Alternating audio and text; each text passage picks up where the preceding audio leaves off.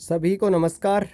मैं Vimal Kumar Yadav, assistant professor political science, government PG college Behror के YouTube channel में आप सभी का स्वागत करता हूं। आज हमारी चर्चा का टॉपिक है कोल्ड वार, शीत युद्ध। ये जो टॉपिक है ये बीए थर्ड ईयर और एमए प्रीवियस में अंतर्राष्ट्रीय राजनीति व अंतर्राष्ट्रीय संबंध जो पुस्तक चलती है इंटरनेशनल पॉलिटिक्स वाली, उस पुस्तक के पाठ्यक्रम का हिस्सा तो है ही। इसके अलावा जो विद्यार्थी विभिन्न प्रतियोगी परीक्षाओं की तैयारी कर रहे हैं उसमें शीत युद्ध से काफ़ी क्वेश्चन पूछे जाते हैं। खासकर जो पॉलिटिकल साइंस सब्जेक्ट से पीजीटी, स्कूल लेक्चर या कॉलेज लेक्चर की तैयारी कर रहे हैं, असिस्टेंट प्रोफेसर की तैयारी कर रहे हैं, उन सब के लिए वीडियो बहुत उपयोगी है। एग्ज़ाम में बीए थर्ड ईयर में और एमए प्रीवियस में कई बार क्वेश्चन आया है कि शीत युद्ध की क्या है, शीत युद्ध की पृष्ठभूमि क्या थी, शीत युद्ध के कारण क्या थे। तो ये क्वेश्चन कई बार पूछा गया है, एग्ज़ाम में खूब बार आता है। एक साल छोड़ के, हर साल एक दो साल छोड़ के फिर रिपीट होता है। तो ये लगातार, चाहे राजस्थान यूनिवर्सिटी की बात हो, एमएलएसयू उदयपुर की बात हो या मत्स्य यूनिवर्सिटी की बात हो, ये क्वेश्चन काफ़ी बार आ चुका है। तो आइए चर्चा करते हैं शीत युद्ध की पृष्ठभूमि क्या थी। दरअसल फरवरी 1947 में ब्रिटेन के एक अधिकारी ने अमेरिका की जो फॉरेन मिनिस्ट्री है उसको सूचित किया कि ब्रिटेन की आर्थिक हालत द्वितीय विश्व युद्ध के कारण खस्ता हो गई है और वह मध्य पूर्व के देशों टर्की और यूरोपियन कंट्री यूनान की सहायता नहीं कर सकता। वहाँ पर आर्थिक और सैन्य स्थिरता की लिए आवश्यक है कि उन देशों को आर्थिक सहायता प्राप्त हो,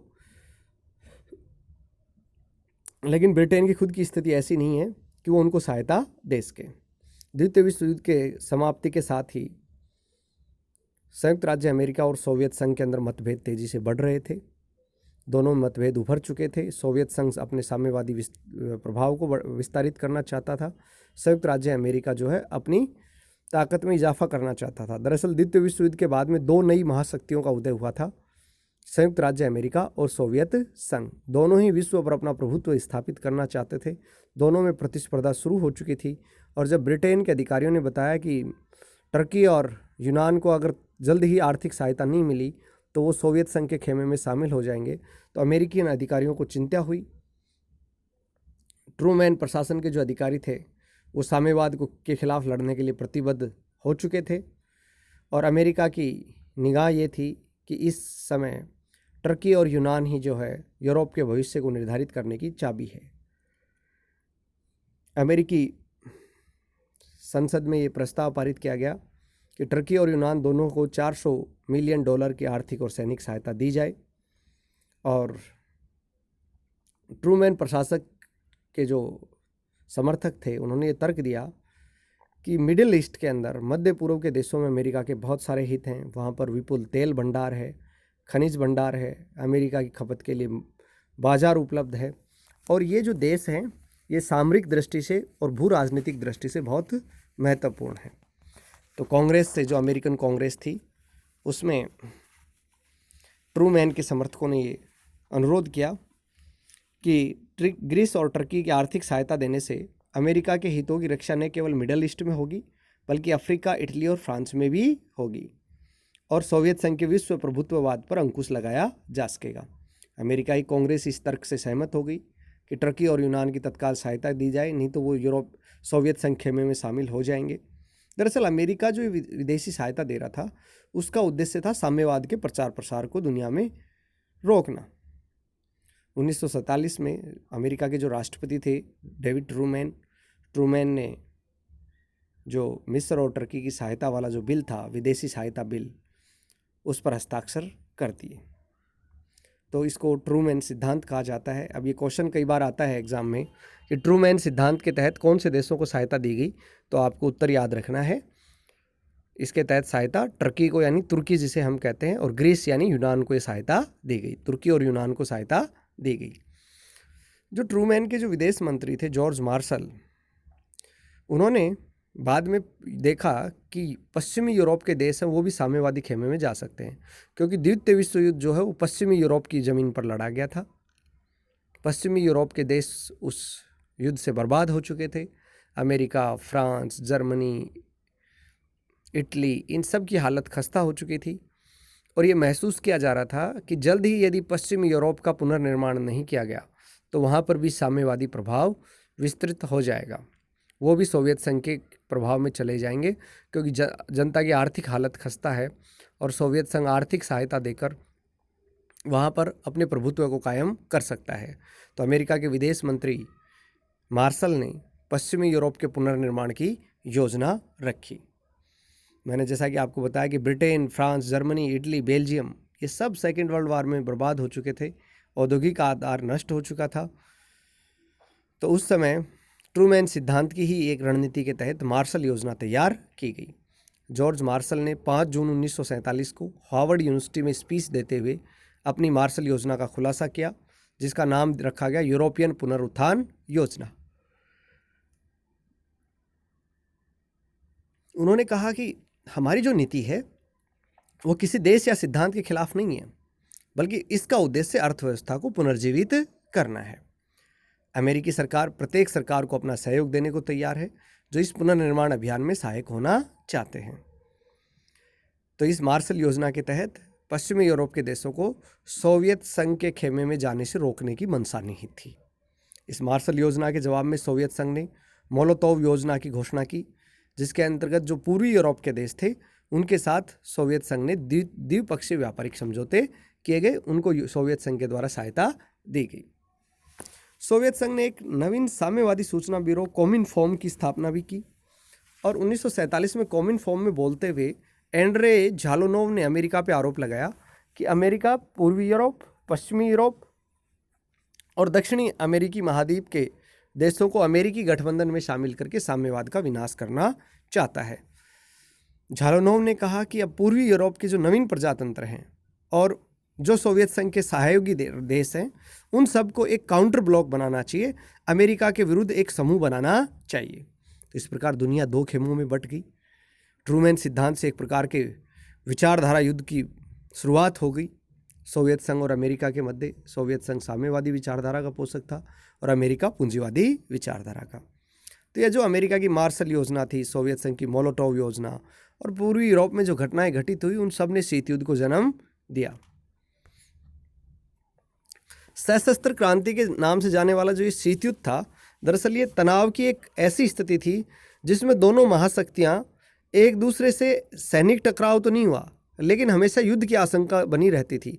दोनों महाशक्तियों ने एक दूसरे के विरुद्ध कूटनीतिक दावपेच, झूठे प्रचार प्रसार, आर्थिक सहायता और इसके अलावा सैनिक गठबंधनों का निर्माण, शस्त्र प्रतिस्पर्धा, इन सभी साधनों का सहारा लिया, क्योंकि जो आपस में दोनों यद्यपि आमने सामने नहीं टकराए, लेकिन यह आशंका हमेशा बनी रहती थी कि कभी भी एक दूसरे से टकराना पड़ सकता है। तो शीत युद्ध जो है वो डायरेक्ट युद्ध की स्थिति नहीं है, बल्कि युद्ध की आशंका की एक स्थिति है। ये एक स्नायु युद्ध था जो मस्तिष्क से लड़ा जाता था। ये वास्तविक युद्ध की भांति शून्य जोड़ की स्थिति है, जिसके अंदर क्या है कि आमने सामने सेनाएं नहीं टकराती, बल्कि विचारधारा, प्रचार, कूटनीति, इन सब उपायों का सहारा लिया जाता है। दरअसल शीत युद्ध की जो शुरुआत मानी जाती है वो ब्रिटेन के प्रधानमंत्री विंस्टन चर्चिल के फुलटन भाषण से मानी जाती है। 1946 को फुलटन में चर्चिल ने अपने भाषण में कहा कि संपूर्ण यूरोप पर एक लौह आवरण छा गया है, और वो लौह आवरण से उसका तात्पर्य था स्टालिन के नेतृत्व वाला सोवियत संघ जो साम्यवाद के प्रचार प्रसार में लगा हुआ है।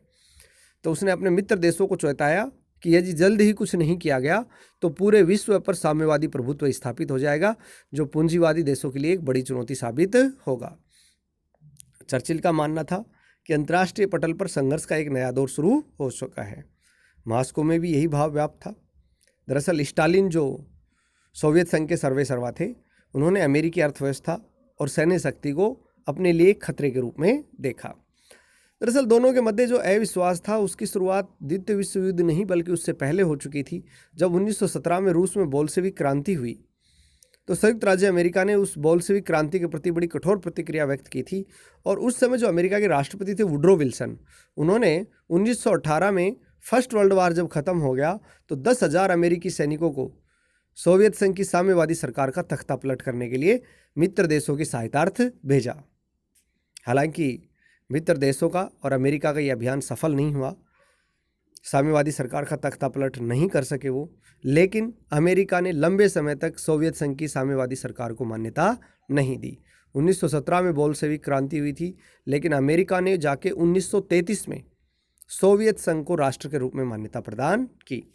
तो ये मान्यता के प्रश्न को लंबे समय तक उन्होंने अटकाए रखा। सेकेंड वर्ल्ड वार में दोनों एक साथ क्यों आए? दरअसल दोनों का एक साझा दुश्मन था जर्मनी। जर्मनी ने सोवियत संघ पर भी आक्रमण किया, ब्रिटेन फ्रांस पर भी आक्रमण किया, तो वो दोनों का एक साझा दुश्मन था।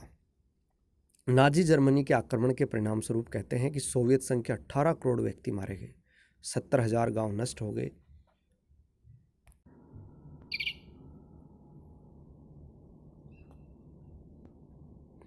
उन्नीस में अमेरिका ने अपने 12,000 सैनिकों को लेबनान में उतारा। इसके अतिरिक्त जॉर्डन, इराक, अल्जीरिया, सऊदी अरब, लीबिया, अदन में अपनी सैनिक अड्डों पर निगरानी बढ़ा दी। निक्सन सिद्धांत के तहत अमेरिका ने मध्य एशिया की जो क्षेत्रीय ताकतें थी जैसे ईरान, इजराइल, इनको भारी मात्रा में सैनिक सहायता दी। तो ये सारी शीत युद्ध के दौरान घटनाएं हुई। मिडल ईस्ट की जो एशिया की जो सरकारें थी उनको अपने पक्ष में करने के लिए अमेरिका ने आर्थिक और सैन्य सहायता की बौछार कर दी। बेशुमार पैसा मिडिल ईस्ट की कंट्रीज को दिया गया। जैसे ईरान के अंदर जो मोहम्मद शाह पहलवी थे, उनको इन्होंने अमेरिका ने एक क्षेत्रीय शक्ति के रूप में प्रोजेक्ट करने के लिए भारी मात्रा में सैन्य हथियार और सामान ही नहीं प्रदान किए, बल्कि उनको अनुरुद्ध विरोधियों से बचाव में भी मदद की। ऐसे सऊदी अरब को बड़े पैमाने पर आर्थिक और सैनिक सहायता दी गई। तो अमेरिका ने जो साम्यवाद के परिरोधन की, कंटेनमेंट ऑफ कम्युनिज्म जो था, उसकी नीति की भारी कीमत चुकानी पड़ी। न केवल बड़े पैमाने पर विदेशी सहायता देनी पड़ी, बल्कि उस देशों के राष्ट्रवादियों के रोष का शिकार भी होना पड़ा। पॉल जेबर जो मध्य पूर्व एशियाई मामलों के विशेषज्ञ हैं, उनका मानना था कि अमेरिका की जो कंटेनमेंट की जो पॉलिसी थी फेल रही, क्योंकि 1948 से ही सोवियत संघ ने मध्य पूर्व, मध्य एशिया, दक्षिणी एशिया, हिंद महासागर और अफ्रीकी महाद्वीप में अपने राजनीतिक प्रभाव और सैनिक उपस्थिति का विस्तार करना शुरू कर दिया था। पॉल जेबर कहते हैं कि अमेरिका की जो परिरोधन की नीति फेल हुई, वो इसलिए नहीं हुई कि वो इसका इलाज नहीं जानते थे, बल्कि उनका जो रोग का जो इलाज किया वो सही नहीं था। अरब इजराइल संघर्ष भी दोनों महाशक्तियों के बीच टरा हुआ। 1947 में संयुक्त राष्ट्र संघ की महासभा में जब इजराइल को मान्यता देने का प्रश्न उपस्थित हुआ, तो सोवियत संघ ने इजराइल के अस्तित्व को मान्यता प्रदान कर दी। दरअसल सोवियत संघ एक चाल खेल रहा था कि इससे अरब देश जो हैं, अगर अमेरिका निश्चित रूप से इजराइल के पक्ष में खड़ा होगा तो अरब देश अमेरिका के दुश्मन हो जाएंगे और अरब देशों में सोवियत संघ का प्रभाव बढ़ेगा। तो ये कूटनीति मास्को की थी, साम्यवादी सोवियत संघ की थी कि अरब देशों को अपन फिर अपने खेमे में शामिल कर लेंगे, वो अमेरिका के दुश्मन बन जाएंगे। 1956, 1967 और 1973 में जो इजराइल के साथ युद्ध हुए, उसमें सोवियत संघ ने मिस्र एवं सीरिया का पूरे जोर शोर से समर्थन किया। सोवियत संघ का मिडिल ईस्ट की जो साम्यवादी सरकार स्थापित करने का कभी भी इरादा नहीं था, क्योंकि मिडिल ईस्ट की जो वहाँ की जो सामाजिक परिस्थितियाँ हैं और वो आर्थिक परिस्थितियाँ हैं, वहाँ पर साम्यवादी क्रांति करना संभव नहीं था। वहाँ की परिस्थिति ऐसी थी कि वहाँ साम्यवाद सफल नहीं हो सकता था। लेकिन सोवियत संघ का उद्देश्य था कि यहाँ पर ब्रिटेन और अमेरिका के प्रभुत्व को समाप्त कर दिया जाए और इन इलाकों को अपने राजनीतिक प्रभाव में ले लिया जाए, क्योंकि जो मिडल ईस्ट के जो एरियाज़ थे वो एक तो सामरिक दृष्टि से महत्वपूर्ण थे, क्योंकि वहाँ से यूरोप भी नज़दीक लगता है, एशिया भी इधर शुरुआत होती है, इधर अफ्रीका भी नज़दीक लगता है। तो इन इलाकों की जो भौगोलिक स्थिति थी वो इनको सामरिक दृष्टि से महत्वपूर्ण बनाती थी। इनका अपना एक राजनीतिक महत्व था। तो सोवियत संघ जो है ये बर्दाश्त नहीं कर सकता था कि अमेरिका और उसके जो मित्र पश्चिमी देश थे उनका वहाँ पर एक छत्र राज हो। दूसरा, यहाँ पर तेल के बड़े भंडार थे। यद्यपि सोवियत संघ में तेल प्रचुर मात्रा में उपलब्ध था, लेकिन अमेरिका ये चाहता था कि कहीं सोवियत संघ का इन देशों के तेल भंडारों पर कब्जा नहीं हो जाए। अमेरिका को ये आशंका थी कि सोवियत संघ इन क्षेत्रों में अपना सामरिक नियंत्रण स्थापित यदि कर लेगा तो उसका तेल के भंडारों पर कब्जा हो जाएगा और अमेरिका और उसके मित्र राष्ट्रों की अर्थव्यवस्था बर्बाद हो जाएगी, क्योंकि सोवियत संघ उनको तेल की आपूर्ति नहीं होने देगा। शीत युद्ध को लेकर दरअसल 3 प्रकार के विचार हैं। पहले हैं परंपरावादी, दूसरे संशोधनवादी और तीसरे उत्तर संशोधनवादी। परंपरावादी विचारक वो हैं जो ये मानते हैं कि शीत युद्ध के लिए सोवियत संघ जिम्मेदार था। संशोधनवादी विचारक वो हैं जो शीत युद्ध के लिए अमेरिका को जिम्मेदार मानते हैं, और उत्तर संशोधनवादी विचारक वो हैं जो शीत युद्ध के लिए अमेरिका और सोवियत संघ दोनों को ही जिम्मेदार मानते हैं। परंपरागत विचारकों की यदि हम बात करें जो सोवियत संघ को उत्तरदायी मानते हैं उनमें है हर्बर्ट फिश, विलियम मैकलिन और आर्थर एम स्लेंगर। संशोधनवादी विचारक जो शीत युद्ध के लिए अमेरिका को जिम्मेदार मानते हैं उनमें है विलियम एप्लेमेन, ग्रेबियल कोल्को, लॉयड गार्डनर। और उत्तर संशोधनवादी विचारकों में है जो दोनों को ही शीत युद्ध के लिए जिम्मेदार मानते हैं, John Lewis Gaddis, Daniel Yergin and George Herring. परंपरावादी विचारकों का प्रभाव 1960 के मध्य तक रहा। इसके पश्चात संशोधनवादियों की लहर आई और 1970 के दशक में उत्तर संशोधनवादियों का जो है परचम लहराया। पश्चिमी यूरोप के परंपरावादी विचारकों की बात करें तो Andre Fontaine, Raymond Aron, Desmond Donnelly, Wilfred Knapp, ये सारे के सारे शामिल हैं। उत्तर संशोधनवादियों में विल्फ्रेड लॉथ और गियर लुंडस्टेड शामिल हैं। उपरोक्त विचारकों के विभिन्न मतों के पीछे अनेक कारण हैं। दरअसल परंपरावादियों की राय में शीत युद्ध के लिए सोवियत संघ उत्तरदायी था। उनका ये मानना था कि सोवियत संघ जिम्मेदार था। संशोधनवादी इसके लिए अमेरिका को उत्तरदायी ठहराते हैं। उनका ये मानना था कि इसके लिए सोवियत संघ जिम्मेदार था। संशोधनवादी अमेरिका को जिम्मेदार ठहराते, लेकिन उत्तर संशोधनवादी दोनों को ही दोषी ठहराते हैं। परंपरावादियों को मानना था कि द्वितीय विश्व युद्ध के पश्चात अमेरिका की जो पॉलिसी थी वो पैसिविटी की थी। उनका कहना है कि अमेरिका ने अंतर्राष्ट्रीय सहयोग के लिए संयुक्त राष्ट्र संघ जैसी वैश्विक संस्थाएं बनाई अंतर्राष्ट्रीय शांति और सुरक्षा को बढ़ाने के लिए, और ब्रिटेन और सोवियत संघ के अंदर खाई को पाटने के लिए कूटनीतिक सेवा प्रदान कर दी। परंपरावादी ये भी कहते हैं कि जो ट्रूमैन सिद्धांत और मार्शल योजना थी उसकी आवश्यकता इसलिए हुई ताकि सोवियत संघ के विस्तारवाद को माकूल जवाब दिया जा सके। यानी परंपरावादी मोटे तौर पर शीत युद्ध के पीछे केवल और केवल सोवियत संघ को जिम्मेदार मानते हैं। संशोधनवादी इस बात से सहमत नहीं है। संशोधनवादियों का कहना है कि द्वितीय महायुद्ध की समाप्ति से पहले ही अमेरिका सोवियत संघ के प्रति दुश्मनी रखता था और सोवियत संघ और कम्युनिस्टों के प्रभाव को सीमित करने का प्रयास कर रहा था। जैसे अमेरिका ने चुपचाप परमाणु बम का प्रयोग बना लिया, और जब जापान पर प्रयोग किया तब जाके सोवियत संघ को पता पड़ा कि अमेरिका ने ऐसा परमाणु बम भी बना लिया है। इसकी जानकारी उन्होंने सोवियत संघ से साझा नहीं की, जो कि अमेरिका और सोवियत संघ मित्र देशों के खेमे में शामिल थे। इसके अलावा सोवियत संघ के अस्तित्व को लंबे समय तक उन्होंने मान्यता नहीं दी। तो इसको लेकर भी जब जर्मनी ने सोवियत संघ पर आक्रमण कर दिया तो उन्होंने दूसरा मोर्चा नहीं खोला।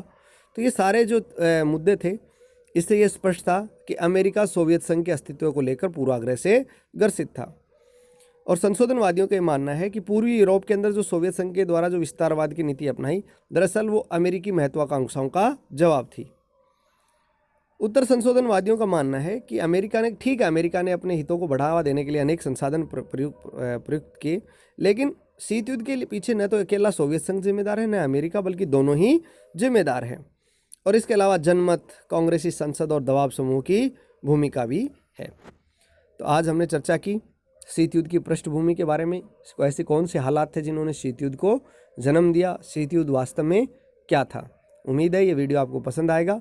इसे लाइक करें, शेयर करें, सब्सक्राइब करें। कोई समस्या हो तो यूट्यूब के कमेंट बॉक्स में या कॉलेज के व्हाट्सएप ग्रुप में या मेरे व्यक्तिगत नंबर पर आप संपर्क कर सकते हैं। आप सभी का बहुत बहुत धन्यवाद, बहुत बहुत आभार।